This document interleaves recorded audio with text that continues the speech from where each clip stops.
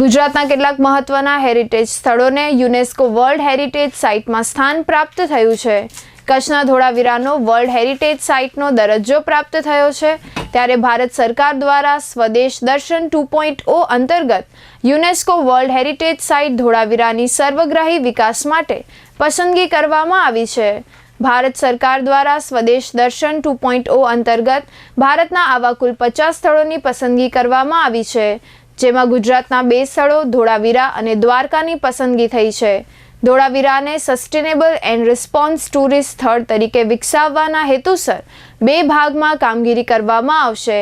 પ્રથમ ફેઝમાં culture village, amphitheatre, tent city, tourist plaza અને રસ્તાના વિકાસ સહિતના કામો હાથ ધરાશે. આશરે ₹135 કરોડના ખર્ચે આકાર લેનારા પ્રથમ ફેઝના માસ્ટર પ્લાન મુજબ લાઇટ એન્ડ સાઉન્ડ શોમાં સમગ્ર કચ્છની સંસ્કૃતિ, કલા અને ઇતિહાસને આવરી લેવાશે તથા કમ્યુનિટી હોલ બનાવવામાં આવશે.